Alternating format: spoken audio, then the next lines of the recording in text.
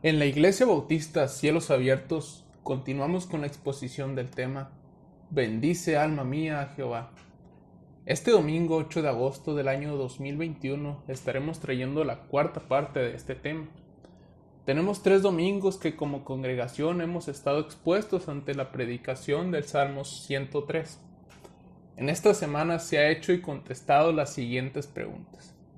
¿Usted alaba a Dios? Si lo hace, ¿por qué lo hace? Si no lo hace, ¿por qué no lo hace? Para este entonces, cada uno de nosotros debería de tener en su mente una respuesta para estas cuestiones. Volveré a repetir las preguntas, pero con un poco más de énfasis, para que meditemos. ¿Usted alaba a Dios? ¿O usted vive en rebeldía ante Dios? Si usted alaba a Dios, ¿por qué lo hace? ¿Será acaso porque busca las bendiciones, pero no al Dios verdadero? Quizá porque busca que todos sus problemas sean solucionados. ¿O acaso porque está en busca de la felicidad? Si usted no alaba a Dios, ¿por qué no lo hace? ¿Qué es lo que le impide entregarse por completo al Salvador? ¿El orgullo? ¿El qué dirán sus amistades y familiares? O quizás por otro lado, ¿es el sentirse indigno lo que le impide venir a Cristo? ¿Verse cargado de pecado? Nuestro hermano Isaac ha estado explicando la primera parte de este Salmos, donde el rey David habla en forma de monólogo. A esta forma de expresarse también se le conoce como soliloquio, es decir, un discurso que una persona mantiene consigo misma. Es como si pensase en voz alta. Acompáñenme por favor al Salmos 103, versículo 1. Es como si leyéramos el Salmos de esta manera, en forma de monólogo. Y David dijera, bendice David a Jehová, y bendiga todo mi ser su santo nombre. Bendice David a Jehová, y no olvides ninguno de sus beneficios. Tomando esto en cuenta, encontramos una aplicación muy práctica para nuestras vidas, que es realizar este ejercicio que realiza el rey David, predicarnos a nosotros mismos de una forma personal e íntima. Por ejemplo, en momentos de duda, de desánimo, de tentación, ponga su nombre en este Salmos y repítase, bendice su nombre a Jehová y bendiga todo mi ser su santo nombre. Bendice Juan, Francisco, Luis, Marta, a Jehová, y no olvides ninguno de sus beneficios. Él es quien perdona todas tus iniquidades, el que sana todas tus dolencias, el que rescata del hoyo tu vida, el que te corona de favores y misericordias, el que sacia de bien tu boca, de modo que te rejuvenezcas como el águila. Amigos y hermanos, es muy importante que traigamos la palabra de Dios a nuestras vidas de manera diaria y nos prediquemos su verdad constantemente, ya que constantemente nos olvidamos de ella. Pasamos a la segunda parte de este Salmos, donde David cambia de audiencia entre comillas. Es como si el escritor tuviera en mente distintos públicos conforme avanza en su exhortación y alabanza a Dios. Leemos del versículo 6 en adelante. Dice así, Jehová es el que hace justicia y derecho a todos los que padecen violencia. Sus caminos notificó a Moisés y a los hijos de Israel sus obras. Misericordioso y clemente es Jehová, lento para la ira y grande en misericordia. No contenderá para siempre, ni para siempre guardará el enojo. No ha hecho con nosotros conforme a nuestras iniquidades, ni nos ha pagado conforme a nuestros pecados. Porque como la altura de los cielos sobre la tierra, engrandeció su misericordia sobre los que le temen. Cuanto está lejos el oriente del occidente, hizo alejar de nosotros nuestras rebeliones. Como el Padre se compadece de los hijos, se compadece de Jehová de los que le temen, porque Él conoce nuestra condición, se acuerda de que somos polvo. Hasta ahí. Amigos y hermanos, notemos que el salmista cambia su forma de hablar. Ha venido hablando del versículo 1 al 5 de una manera singular. A partir del versículo 6 comienza a hablar en plural. Veamos, versículo 10, por ejemplo, dice: no ha hecho con nosotros conforme a nuestras iniquidades, ni nos ha pagado conforme a nuestros pecados. Versículo 12. Cuanto está lejos el oriente del occidente, hizo alejar de nosotros nuestras rebeliones. Versículo 14. Porque Él conoce nuestra condición, se acuerda de que somos polvo. Es como si David tuviera en mente un grupo de personas al que está exhortando a la alabanza. Las características de este grupo de personas son, por ejemplo, en el versículo 10 encontramos una. Es que Dios no ha hecho con ellos conforme a sus iniquidades. Segunda parte del versículo 10, a este grupo de personas Dios no les ha pagado conforme a sus pecados. Versículo 12, segunda parte, a este grupo de personas Dios hizo alejar de ellos sus rebeliones. Y versículo 14, Dios conoce la condición de estas personas que son polvo. En otras palabras, David está hablando al grupo de redimidos por gracia. Aquellos hombres y mujeres que han sido perdonados, y en palabras de este mismo Salmos, son aquellos que, versículo 18, guardan su pacto y que se acuerdan de sus mandamientos para ponerlos por obra. Ante esta audiencia, la invitación a bendecir a Dios continúa y muestra 3 de sus atributos.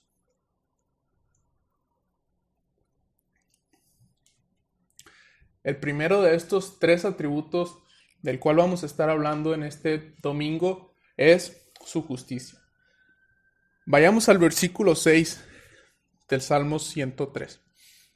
Dice: Jehová es el que hace justicia y derecho a todos los que padecen violencia.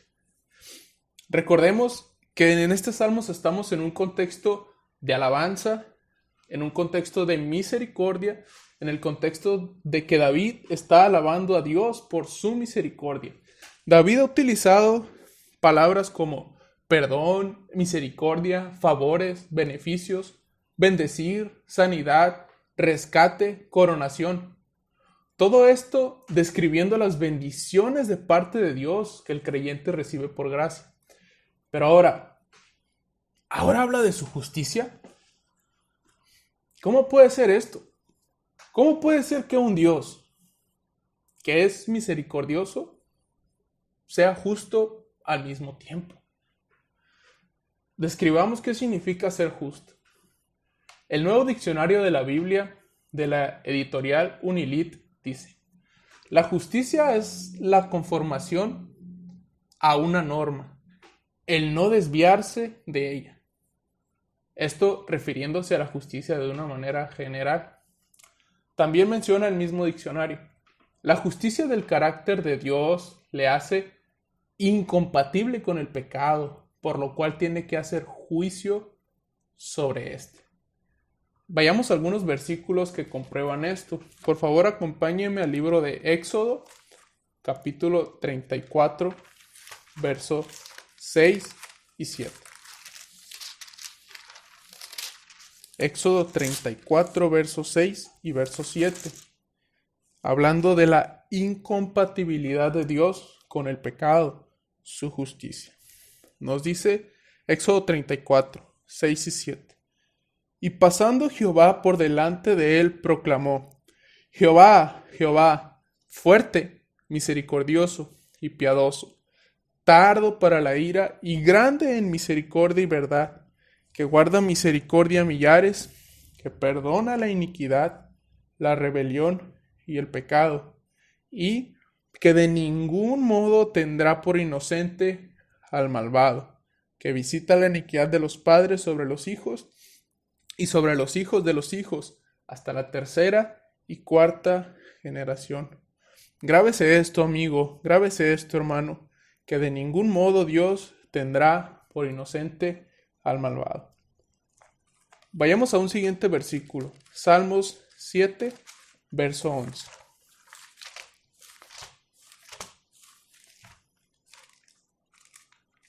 Salmos 7, verso 11. Dice: Dios es juez justo, y Dios está airado, enojado, enfurecido contra el impío todos los días. Esto a causa de su pecado, de su rebelión, de su falta de sujeción a la ley de Dios. Un último versículo, Nahum, capítulo 1, verso 2 y verso 3. Nahum está después de Miqueas, antes de Habacuc. Nahum, capítulo 1, verso 2, verso 3. Dice: Jehová es Dios celoso y vengador. Jehová es vengador y lleno de indignación. Se venga de sus adversarios y guarda enojo para sus enemigos. Jehová es tardo para la ira y grande en poder. Y otra vez, y no tendrá por inocente al culpable. Dios no tendrá por inocente al culpable. En estos tres textos encontramos la afirmación que Dios no pasará por alto el pecado, sino que al contrario, lo castigará y no tendrá por inocente al culpable, al pecador. Y aquí es donde entramos en un dilema. ¿Cómo puede Dios ser justo y a la vez tener misericordia y perdonar a un transgresor de su ley? ¿Alguna vez se había hecho esta pregunta? ¿Cómo puede ser Dios justo y a la vez tener misericordia y perdonar a un transgresor de su ley? Esto sin dejar de lado su justicia. No es que Dios ponga un atributo por encima del otro. Preguntémonos, ¿cómo puede David hablar de la justicia de Dios en un Salmos donde estamos hablando de su misericordia, estamos hablando de perdón, estamos hablando de rescate? Es más, ¿cómo puede utilizar el atributo de la justicia como parte de la exhortación a la adoración? Amigos y hermanos, en el Evangelio de Jesucristo encontramos la respuesta a este dilema, donde vemos que Dios, el juez justo, descargó su ira y su justicia en contra de su Hijo por causa de nuestros pecados. Es por eso que Cristo exclamó: Dios mío, ¿por qué me has desamparado? En Mateo 27, 46. Dios estaba abandonando a su propio Hijo en la cruz del Calvario. Cristo estaba absorbiendo el castigo que nosotros merecíamos por nuestro pecado, para aquellos que creen en Él puedan recibir misericordia, la misericordia de Dios. Alabemos a Dios por su justicia. Él no la hizo de lado para poder darnos misericordia, sino que la desvió, la dirigió hacia su propio Hijo. Eso significa la palabra propiciación. Cristo recibió la ira y el juicio que usted y yo merecíamos. Eso es motivo de alabanza. Alabemos la justicia de Dios. Además, en este verso del Salmo 103, vemos a Dios como un defensor. Nos dice el texto: Jehová es el que hace justicia y derecho a todos los que padecen violencia. Esto es en la versión Reina Valera de 1960. En otras versiones de la Biblia, como por ejemplo la Nueva Versión Internacional, dice así: el Señor hace justicia y defiende a todos los oprimidos. Defensor. La versión Palabra de Dios para Todos, y lo cito para que podamos tener un mejor entendimiento de qué se refiere este texto. Palabra de Dios para Todos: el Señor es justo y hace justicia a quienes se les ha hecho daño. Una última versión. La Biblia de las Américas dice: el Señor hace justicia y juicios a favor de todos los oprimidos. Sin duda, Dios no se complace en la maldad, y todos aquellos que se empeñan en hacer mal tendrán que vérselas directamente con Él como juez y defensor. Y esto es algo que debemos de aplicar en nuestras vidas. Cuando otras personas nos dañen y estemos tentados a querer cobrar venganza por nuestra propia cuenta, nuestro deber es orar por nuestros enemigos y tener presente que Dios se encargará del asunto. Pero en estos momentos, digamos, como el salmista: alma mía, no olvides el beneficio del Señor. No olvides que el Señor es el que hace justicia y derecho a todos los que padecen violencia. Es el que defiende a todos los oprimidos. Es el que hace justicia a quienes se les ha hecho daño. Y es el que hace juicios a favor de todos los oprimidos. Pasamos al siguiente verso, versículo 7, donde encontramos un segundo atributo por el cual debemos de alabar a Dios, por el cual Dios es digno de adoración, digno de que rindamos nuestras vidas ante Él. Nos dice el verso 7: sus caminos notificó a Moisés y a los hijos de Israel sus obras. En este versículo encontramos el atributo de Dios que es conocido como su conocibilidad. ¿Qué significa esto? Quiere decir que Dios es conocible.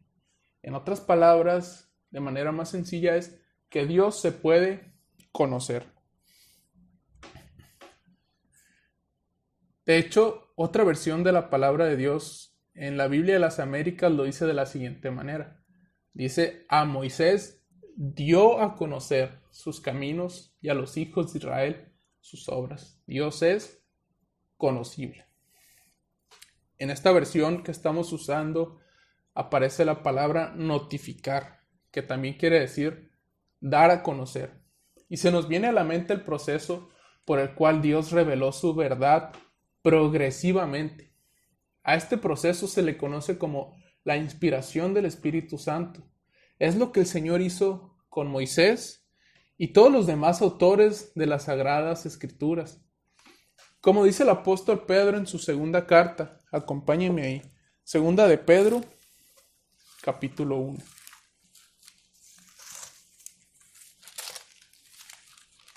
Segunda de Pedro, capítulo 1, versículo 19 y 21 al 21. Dice: tenemos también la palabra profética más segura, a la cual hacéis bien en estar atentos como a una antorcha que alumbra el lugar oscuro, hasta que el día esclarezca y el lucero de la mañana salga en vuestros corazones, entendiendo primero esto, que ninguna profecía de la Escritura es de interpretación privada, porque nunca la profecía fue traída por voluntad humana, sino que los santos hombres de Dios, incluido Moisés, entre paréntesis, hablaron siendo inspirados por el Espíritu Santo. Dios llevó a cabo este proceso de la inspiración del Espíritu Santo a aquellos hombres que eligió para darnos su verdad, para darnos su revelación.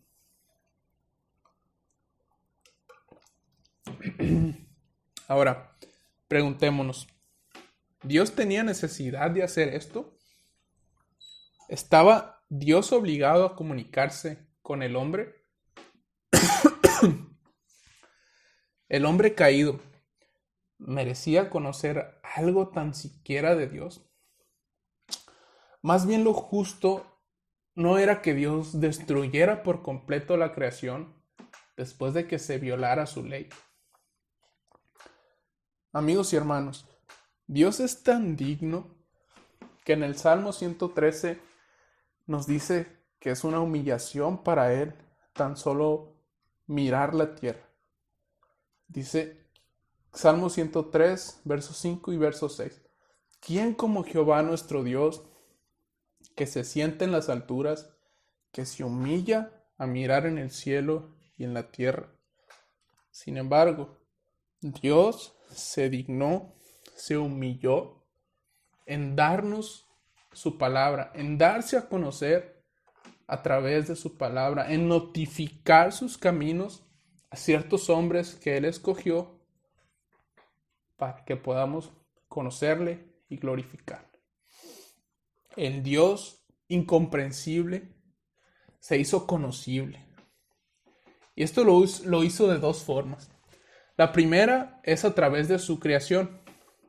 Como lo vemos en el Salmos 19:1, que muchos conocemos, los cielos cuentan la gloria de Dios y el firmamento anuncia las obras de sus manos. La segunda forma en cómo Dios se dio a conocer es por medio de su palabra, su revelación escrita. Primeramente lo hizo por medio de los profetas y escritores del Antiguo Testamento, como vemos en este versículo del Salmo 103. Y lo hizo de una forma más clara a través del Hijo, a través del Verbo de Dios, como leemos en Juan 1. Vayamos ahí. Juan 1, versículo 14, nos dice: y aquel Verbo fue hecho carne, y habitó entre nosotros, y vimos su gloria, gloria como del unigénito del Padre, lleno de gracia y de verdad. Un poquito más abajo nos dice, versículo 18, a Dios nadie le vio jamás, el unigénito Hijo que está en el seno del Padre, Él le ha dado a conocer. Este es un motivo más de alabanza. Este es un motivo más por el cual Dios es digno de nuestra adoración, digno de rendir nuestras vidas. Esto es una muestra más de su misericordia. Que Dios se dignara en darse a conocer a un pueblo rebelde y obstinado, como lo éramos nosotros, es misericordia. Misericordia. No nos ha tratado conforme a nuestros pecados. No nos ha pagado conforme a nuestras iniquidades, sino que se ha dado a conocer, se ha mostrado a nosotros, a esta humanidad, a través del Hijo. Continuemos en el Salmo 103, versículo 8. En estos versos, la intención del salmista es resaltar la grandeza de la misericordia del Señor, y es el tercer atributo del cual estaremos hablando. Primero, su justicia; segundo, su conocibilidad; y en tercero, la misericordia de Dios. Y aquí es donde vamos a estarnos deteniendo un poco más. Y aquí, en estos versos, David es como si de alguna forma estuviera hablando de la misericordia, como si se pudiese dimensionar, como si se le pudiese poner alguna medida, algún tamaño. Y en primer lugar, encontramos un contraste de la misericordia con la ira de Dios. Leemos Salmo 103, del 8 al 10. Dice: misericordioso y clemente es Jehová, lento para la ira y grande en misericordia. No contenderá para siempre, ni para siempre guardará el enojo. No ha hecho con nosotros conforme a nuestras iniquidades, ni nos ha pagado conforme a nuestros pecados. Notemos las palabras ira, enojo. Nuestro Dios es lento para la ira y grande en misericordia. Pero, ¿alguna vez se ha preguntado ¿Qué quiere decir esto? ¿Que Dios tiene ira contra el pecado? ¿O quiere decir esto? ¿Que Dios no tiene ira contra el pecado? ¿Usted qué opina? Piense. La concepción que tiene de Dios,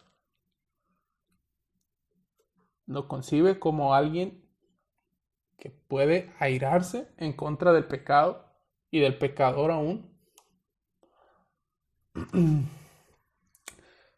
Nosotros no podemos hacer otra cosa más que afirmar junto con el salmista en Salmos 7:11, que dice: Dios es juez justo y Dios está airado contra el impío todos los días.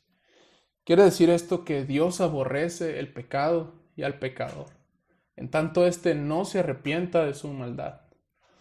Tanto así que un solo pecado es suficiente para que tú y yo seamos condenados. Tenemos el claro ejemplo de Satanás y los ángeles caídos, que con ellos no hubo más gracia. Un solo pecado fue suficiente para condenar.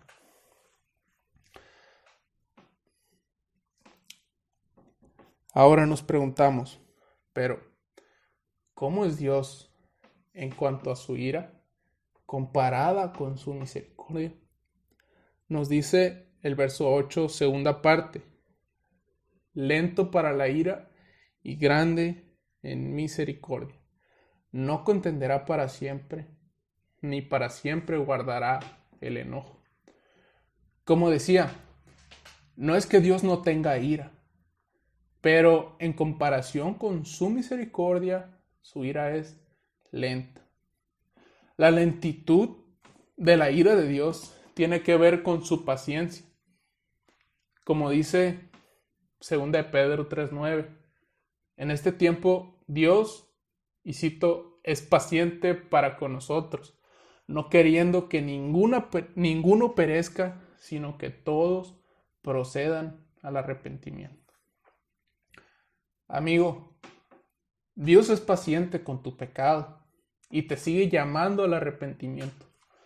Pero habrá un día donde todos tengamos que rendir cuentas ante su trono, y para todos aquellos que lo rechazaron y blasfemaron su santo nombre, Él desatará su furor y sin compasión enviará a los hombres a la condenación eterna.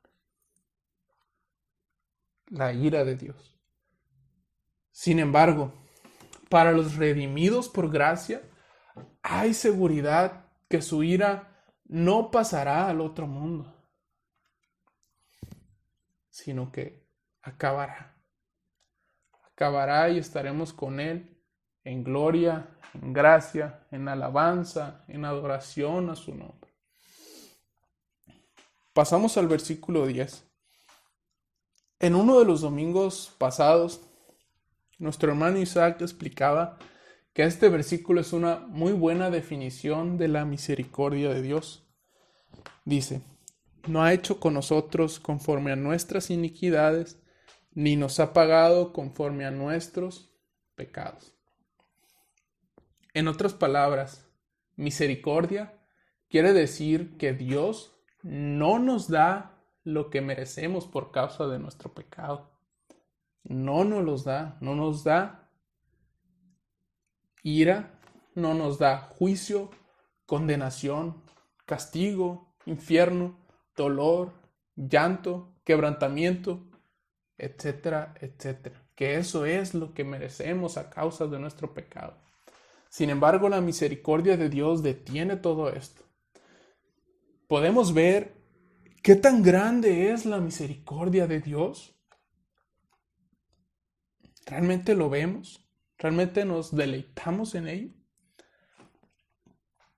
Observemos que este atributo, misericordia, está estrechamente relacionado con el pecado, de cierta manera. Notemos que David usa la palabra pecado o iniquidad 3 veces en este capítulo. Versículo 3. Él es quien perdona todas tus iniquidades. Versículo 10. No ha hecho con nosotros conforme a nuestras iniquidades.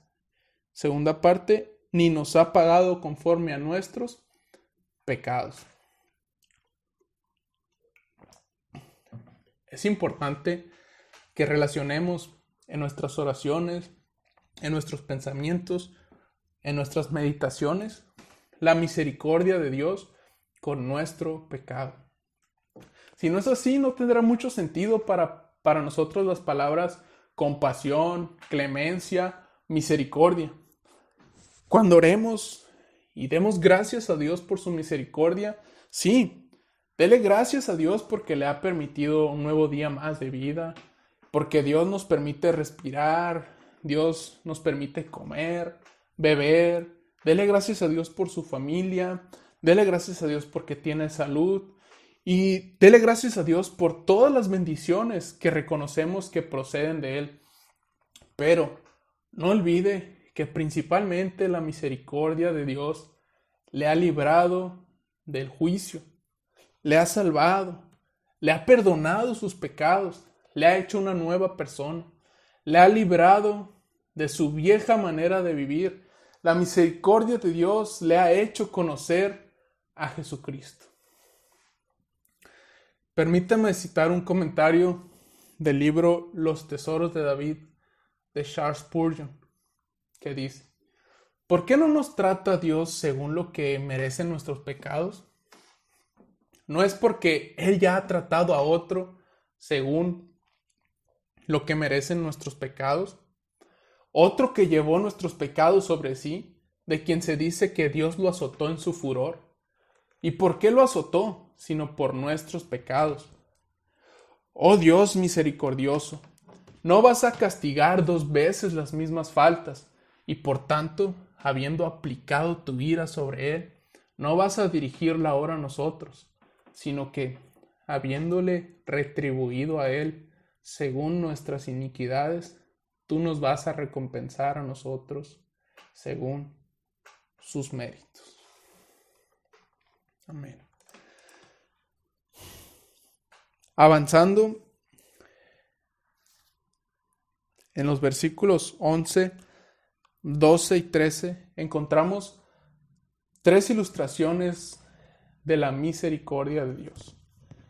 David utiliza las primeras 2 ilustraciones de forma paralela para explicarnos la misma verdad, y leemos: porque como la altura de los cielos, verso 11, porque como la altura de los cielos sobre la tierra engrandeció su misericordia sobre los que le temen, cuanto está lejos el oriente del occidente, hizo alejar de nosotros nuestras rebeliones.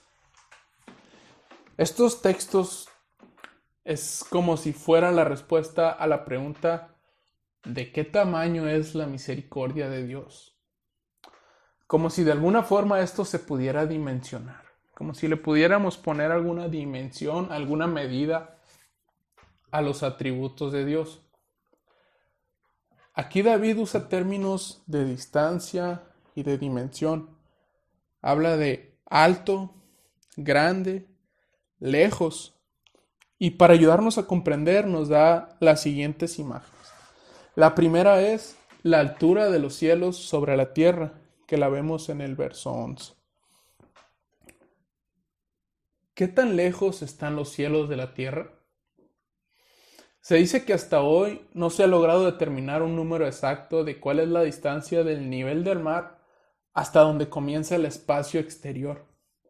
Sin embargo, se dice que este ronda a los 100 kilómetros. Pero no necesariamente esto es lo que tenía en mente David al escribir este verso. No vamos a meternos al terreno de la atmósfera, sus capas, la altitud, ni demás. Lo que debemos de pensar y traer en nuestra mente es cuán infinito es el espacio exterior, los cielos de los cielos, y quedarnos con esta verdad y este principio, que nadie puede afirmar dónde empieza y dónde termina. Es algo incalculable. Entonces, ¿qué tan grande es la misericordia de Dios? Si David lo está comparando con los cielos, con la altura de los cielos. Trate de imaginar la dimensión de los cielos, lo pequeño que parece nuestro planeta Tierra en esa inmensidad del espacio exterior. Esa es la respuesta a la pregunta ¿qué tan grande es la misericordia del Señor? Dice, engrandeció su misericordia sobre los que le temen. Engrandeció, la hizo grande. Y la segunda ilustración que encontramos para entender el tamaño, la dimensión, la medida de la misericordia de Dios es la distancia entre el oriente y el occidente. Imaginémonos, Dios tomó tu pecado en ese lugar donde estás en este momento y lo llevó del este al oeste. Preguntémonos, ¿dónde es eso? ¿Qué tanta distancia se tiene que recorrer para llegar de un punto cardinal a otro? La realidad es que no existe un punto donde inicie o termine uno o el otro. Todo depende de dónde nos encontremos para determinar la dirección del este, oeste, norte o sur. Por lo que volvemos a la misma verdad. Nadie puede afirmar dónde empieza y dónde termina. Es algo incalculable. Y esto es lo que nos quiere decir David. La misericordia de Dios es algo incalculable. Es algo que no le podemos poner un valor, una medida, un tamaño. Permítame citar a Charles Spurgeon nuevamente en su libro Los Tesoros de David. Dice, refiriéndose a este texto: oh glorioso versículo, no hay palabra incluso en las páginas inspiradas que pueda sobrepujarlo. El pecado es apartado de nosotros por un milagro de amor. Qué carga tan grande a acarrear, y con todo acarreada a una distancia incalculable. Puedes volar tan lejos como te lleven las alas de la imaginación, y si vas hacia occidente, cada aletazo te va a llevar más lejos del oriente. Si el pecado es llevado tan lejos, podemos estar seguros de que todo rastro del mismo, incluso su recuerdo, habrá desaparecido. Si esta es la distancia a que ha sido llevado, no hay temor de que pueda ser traído de nuevo. Ni aun el mismo Satanás puede realizar una tarea semejante. Nuestros pecados han desaparecido. Jesús los llevó. No es posible hoy hallarlos. Y en el mismo libro encontramos otra cita que dice: cuando el pecado es perdonado, nunca se nos vuelve a acusar del mismo. La culpa del mismo no puede regresar, como el oriente no puede hacerse occidente o el occidente oriente. De ese tamaño, hermanos, amigos, es la misericordia de Dios, incalculable.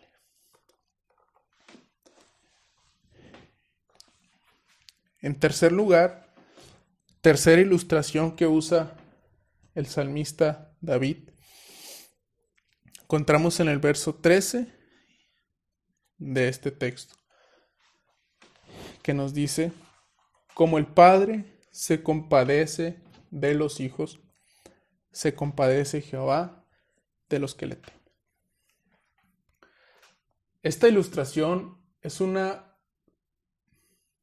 comparación de la compasión de un padre terrenal, que un padre terrenal tiene por sus hijos. Los que son padres podrán entender mucho mejor a qué se refiere este texto, porque lo viven en carne propia. Y no es que Dios sea igual en todos los sentidos en su relación de padre e hijo, como lo son los padres terrenales. Sin duda esto no es así, ya que nuestros padres terrenales no son perfectos, como Dios sí lo es. Pero sí que hay aspectos de esta relación que reflejan el carácter de Dios. Y uno de ellos es esa compasión que de manera general muestran los padres por los hijos. Los padres se apiadan de la falta de conocimiento y de experiencia de sus hijos y están dispuestos a instruirles con paciencia. Los padres se preocupan cuando sus hijos se enferman y están ahí para darles fuerzas y consuelo. Los padres siempre están ahí para ayudarnos a levantarnos cuando caemos. La mano de nuestros padres siempre estará extendida para nosotros. Los padres tienen la disposición de perdonarnos, cualquiera que haya sido nuestra ofensa. De esta manera se compadece el Señor de los suyos, de todos aquellos que le temen, como un padre a un hijo. Y uno de los ejemplos más claros de esta compasión por parte de Dios lo encontramos en la misma palabra, en la parábola del hijo pródigo en Lucas 15, que fue contada por el mismo Señor Jesucristo. ¿Recuerdan la historia? Vayamos ahí. Lucas 15, versículo 11.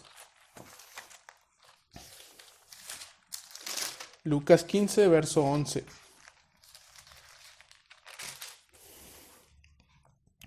Voy a tratar de resumir esta historia. Sígame con su vista.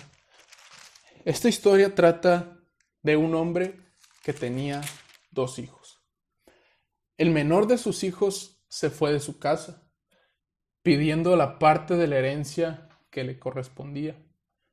Cabe resaltar que esto quiere decir que ya no quería ver a su padre hasta estar muerto. Lo que pasó con este hijo, lo vemos en el versículo 13, desperdició sus bienes viviendo perdidamente hasta quedar sin un centavo.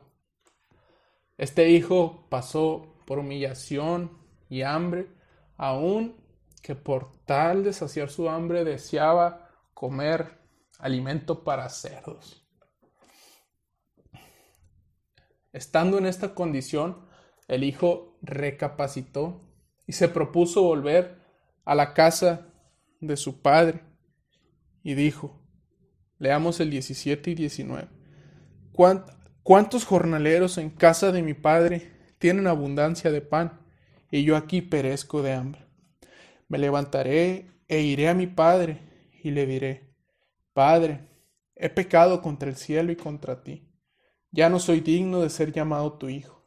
Hazme como uno de tus jornaleros. El hijo no pedía los derechos de volver a ser hijo otra vez. Él quería solo un hogar, un trabajo. Quería ser perdonado e incluido nuevamente.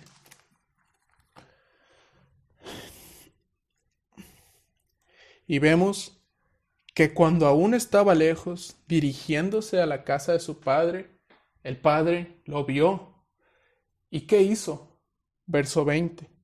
Y levantándose, vino a su padre, y cuando aún estaba lejos, lo vio su padre.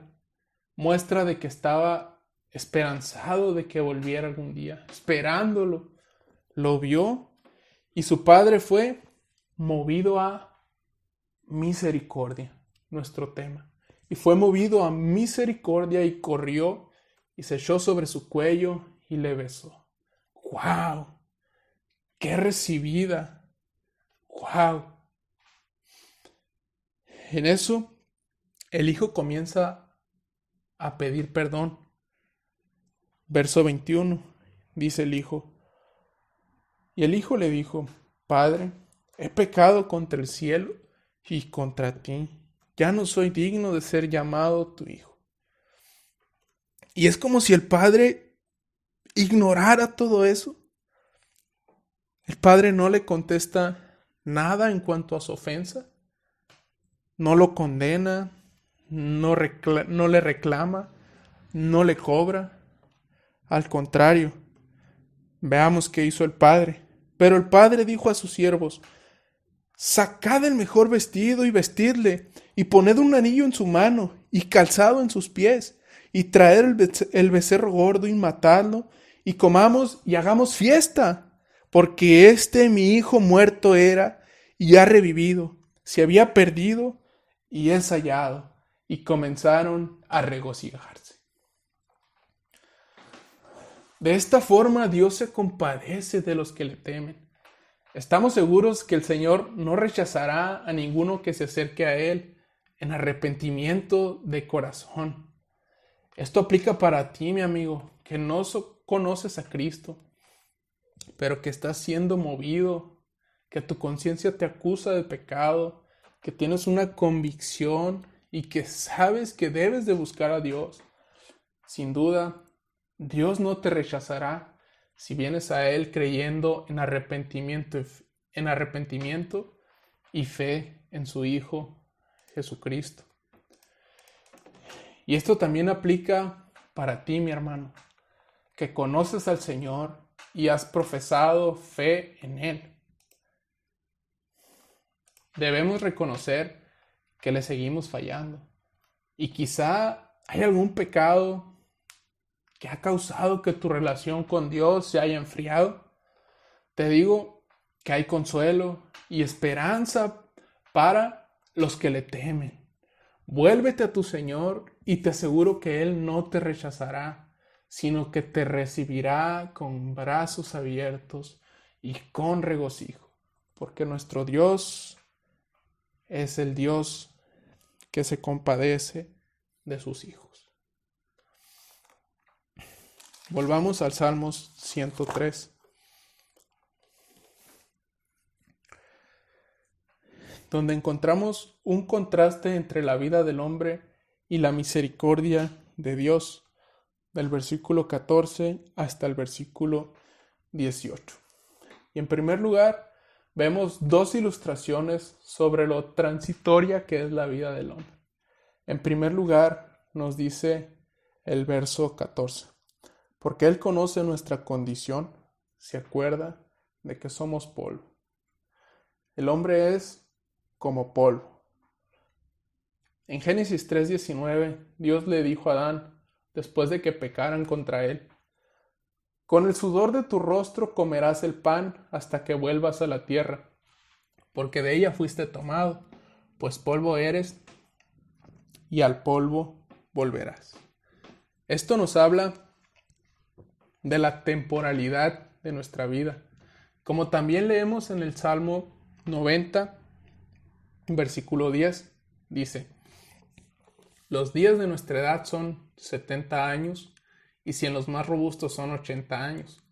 Con todo, su fortaleza es molestia y trabajo, porque pronto pasan y volamos. También vemos aquí que no somos nada, que nuestra vida es pasajera, transitoria, a lo mucho 70, 80 años, a los que les va bien 100, 110 años, pero la Biblia se refiere a esto que pronto pasa esta vida y volamos. Vemos que no somos nada y que la materia prima de la que estamos formados es polvo. Cuánta humildad debería de darnos este pensamiento. No somos nada, nuestra vida es tan transitoria. La segunda ilustración para hablar de esta verdad, aparte de resaltar el aspecto de la temporalidad de nuestra vida, vemos otra característica. Leamos verso 15 y 16. El hombre como la hierba son sus días, florece como la flor del campo, que pasó el viento por ella y pereció, y su lugar no la conocerá más. Esta característica que vemos en esta ilustración es la fragilidad. La imagen es de hierba y una flor que pasó el viento por ella y pereció. Notemos que no dice que pasó un torbellino, un huracán, un tsunami, sino pasó un simple viento y pereció. El mismo Salmos que acabamos de citar, Salmos 90, versículo 9, dice: porque todos nuestros días declinan a causa de tu ira, acabamos nuestros años como un pensamiento. Y así es la vida del hombre, transitoria, temporal, efímera, frágil. Pensemos, ocurre un accidente, se acaba la vida. Una enfermedad y se acaba. Una bala perdida, se acabó. Una comida contaminada y se acaba. Un mal golpe y se acaba. Una ingestión de una bacteria y se acaba. Una infección de un virus y se acaba. En el versículo 11 y 12 vimos cómo es la misericordia de Dios en términos de dimensión y distancia. En estos versículos que estamos hablando, del 14 al 18, observamos cómo es la misericordia de Dios en cuanto a temporalidad. Ya vimos que la vida del hombre es temporal, transitoria y frágil. En los siguientes versos 17 y 18 se hace un contraste con la misericordia de Dios y nos dice: mas la misericordia de Jehová es desde la eternidad y hasta la eternidad sobre los que le temen, y su justicia sobre los hijos de los hijos, sobre los que guardan su pacto y los que se acuerdan de sus mandamientos para ponerlos por obra. Pregunta: ¿cuál es el alcance de la misericordia de Dios? Si lo quisiéramos poner en una línea del tiempo, ¿dónde empieza la misericordia y dónde termina? Entre comillas, empieza desde la eternidad y entre comillas, termina hasta la eternidad. Como dice el verso 17, mas la misericordia de Jehová es desde la eternidad y hasta la eternidad sobre los que le temen. Esta es una verdad gloriosa que nos debe llenar de gozo y de gratitud. Veamos qué significa desde la eternidad y hasta la eternidad. Y aquí debemos de traer a la mente que hubo una época, entre comillas, si lo podemos decir así, una época pre-creación. Es decir, antes de que Dios creara todas las cosas, donde convivían eternamente el Padre, el Hijo y el Espíritu Santo de una manera perfecta. Fue donde el Trino Dios diseñó su plan de redención y decidió elegir un pueblo para salvación. Dentro de ese pueblo estabas tú, mi hermano. Después, Dios creó todas las cosas: ángeles, el universo, el ser humano, los animales, las plantas, todo para su propia gloria.